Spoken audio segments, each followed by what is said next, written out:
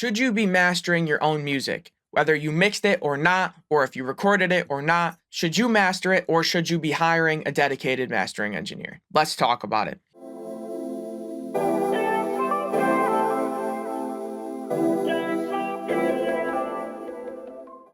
Yo, what's good, guys? Inswain with Inswain Audio. Welcome back to the channel. If you're new, subscribe and stick around. But enough of that YouTube lame stuff. Let's jump into it. So first off, what is mastering? Mastering is the final step in the song creation process. Comes after mixing, but it's where you make sure that that final mix is polished, balanced, sounds the best that it can be, and it is prepared to be released on whatever medium it's going to be released on, whether that's streaming or vinyl or CD, whatever. And it can also be part of making sure that it works within a project, like an album, for example. That is what mastering is. And it's traditionally been done by a dedicated mastering engineer, meaning a separate person than the mix engineer. But with today's day and age, with the cost effectiveness of recording and doing it yourself, the lines are getting blurred. The artist is becoming the producer, is becoming the recording engineer and the mix engineer and the mastering engineer, right? It's all kind of becoming a one-stop shop, do it all yourself type of thing. So that's kind of what spawned this video, because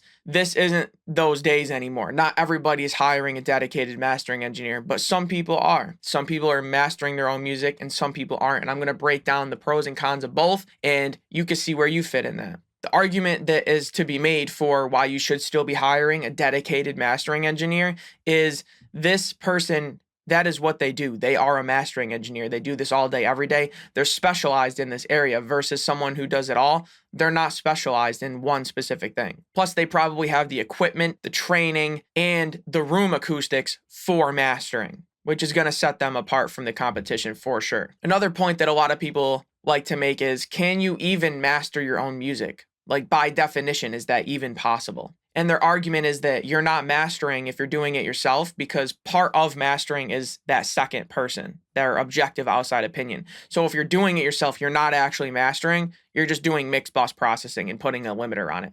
And I see weight to that argument, and I think that's just arguing semantics though. Whether or not you technically can or not is one thing, and you can have that conversation, but the reality is some people are doing it, so we need to talk about, is that actually worth it? Whether you want to call it mastering or mix bus processing, cool, call it whatever you want, but should you be doing whatever that thing is? Well, I'm going to give you some points why you should and some points why you shouldn't, and then you can make your own decision. So one of the great things about if you do it yourself is you get full creative control. Now, obviously that could also be a downside too, because the whole point of the mastering engineer is to get that outside opinion, but maybe you want to do your own way. If you're the type of person that I want to record, I want to mix it, I want to master it. I'm kind of like that myself. Not entirely, but to a big extent. So if you're one of those people, it can be great to master your own music, because then you can ensure that it sounds how you want. Of course, another point is it's more cost effective. If you're doing it yourself, other than what you would need to do it, it's free. Whereas, if you hired someone else,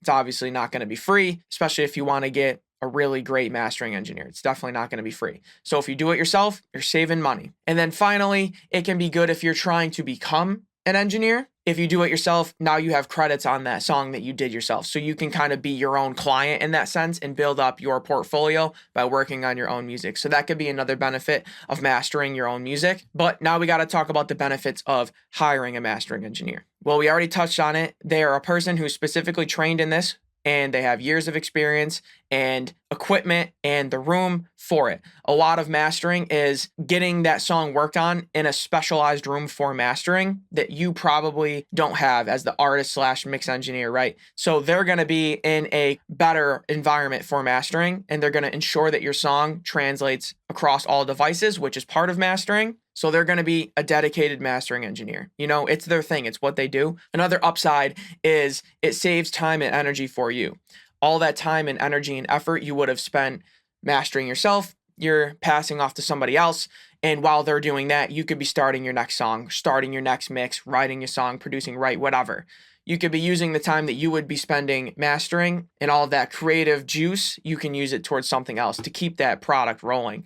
If you think about it like an assembly line, you have one specific job, you're the artist or the mix engineer, whatever, right? And then while you're doing that, someone else is mastering this song, and then you just keep that assembly line going, and you will end up with more product or more music. This right here is the biggest reason why I think you should use a mastering engineer, and I think most people would agree with me on this, is you get that outside, objective, secondary opinion on the song. Whether you mixed it or not, or you were just the artist, whatever, you've heard it a million times, right? I know you know. You're losing an objective perspective on the song. You've heard it so many times, you're used to it. You aren't hearing it objectively. You're hearing it skewed at this point. And especially if it's your song and you're the artist, how do you judge your own music? Some people love their own music too much, or some people are too hard on themselves. Some people, I would say most people, me included, it's both. Sometimes you in love with a song and then you hate it and then you love it and then you hate it, right? You know the roller coaster of emotions you feel. So how are you supposed to objectively work on it or master and finalize your song if you're so wishy-washy with your emotions and feelings towards it? And then not only that, you've heard it a million times. So you're that psychological side of it. You're losing your mind. You're losing perspective on the song.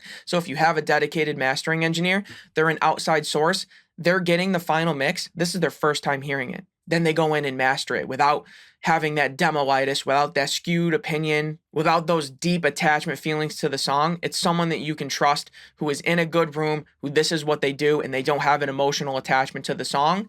They just are hired to make it as best as they can. So that right there is the most valuable part of a mastering engineer. And sometimes mastering engineers don't even process the song. They might just limit it and turn it up, but you're hiring them to not only do that as effective as possible, but for their expertise to sign off and say, no, it doesn't need anything. Or maybe it needs a little bit of something, right? You're really just going to somebody for somebody to say, hey, you did it right. I can promise you and ensure you. Or they might be like, hey, everything's good except for this one little frequency. I fixed that for you. I know you couldn't hear it in your room after hearing it 1,000 times and losing your mind and being so emotionally attached to the song. That's what it needed. Now you're good to go. And it's sort of like that big brother that's like, hey, nah, you're right. You did it right. That's the greatest part of a mastering engineer. Also, another bonus of hiring a mastering engineer is if you're the mix engineer, is you can get mix feedback. So it can actually make you a better mix engineer because you're getting that perspective, not only on the song, but on the mix as well. So you can improve as an artist, but also improve as a mix engineer. Maybe if you're working with a dedicated mastering engineer and they say, you know, multiple times, like something with the low end, then you know, oh, there's something wrong with how I mix low end. Maybe it's in my room, make adjustments accordingly, or just learn and adapt, right? It could be anything, but getting feedback from a mastering engineer can make you a better mix engineer. And sometimes you won't get mix feedback, but even if you don't get direct mix feedback, you'll still learn indirectly by listening to how they're mastering your mixes. If they're always boosting the low end, then maybe you know your mixes are thin, right? Just as an example, whatever it is, you're going to listen to it. And whether you try to or not, you're going to learn from that. And if you really take advantage of it, you can learn a lot from it and really milk that. But whether directly or indirectly, you're going to get mixed feedback, which is going to in turn make you a better mix engineer. So there you have it, guys. Those are my thoughts on whether or not you should master your own music. It's a case-by-case basis. You got to decide, but that's sort of everything to consider. If you stuck around this long, throw me a like, throw me a subscribe. I know YouTube stuff, I'm sorry. It helps me out a lot, though. I'd appreciate it. If you are a returning viewer or if you've been with me from day one, a subscriber, if you watch my videos, stick around for a minute. I got some good news and some bad news. I'll start with the bad news, right? The bad news is the video a day is stopping. Today's my last day doing a video every day. I have like 200 something videos. Most of those were consecutive. I've been dropping a video every day for a long time. And the reason I'm stopping is twofold. One is because I have an idea, which I'm going to talk about in a second. That's the good news. But another reason is because there's only so many videos to make. There's only so many ideas. And I don't want to just keep flooding and dropping them every day and then run out of ideas and not have things to do. I want to make sure that the quality of my content is good. And while I was able to still do quality and quantity at this rate, I don't want to spin out too fast and run out of video ideas before my channel really takes off. So I'm hoping you understand. If you've been with me since day one or you've been with me for a while, I'm sure you'd understand. So I'm not stopping. I'm not even slowing down. I'm just not going to be dropping a video every day.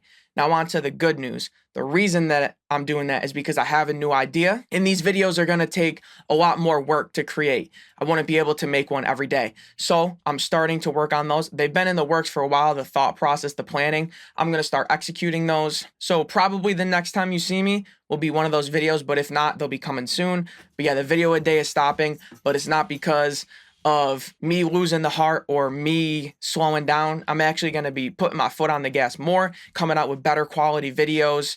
They just won't be able to be every day, but I'm still going to be flooding more than you'd expect. So I hope you understand. But yeah, it's time to grow. We're going to be bigger and better. Hopefully these videos are going to attract more viewers and more subscribers, and we can grow as a community. But I'm always going to remember y'all as the first, what is it? We're almost at 1,100 subscribers. You're like the first 1,000 subscribers. If you're here, you're a day one. Shout out to you guys. There's some of you guys comment on like every video or almost every video. I see you. I remember you. I recognize you. Shout out to y'all. I appreciate y'all. I'm not going to forget y'all. But we need to really go crazy now. No more playing around. We're going to become a big channel. I can feel it. I know you guys can feel it. And we're going to change the game. So with that being said, Inswain with Inswain Audio, I won't see y'all tomorrow, but I will see y'all soon. And we're going to be better than ever. Shout out to y'all, man. Peace.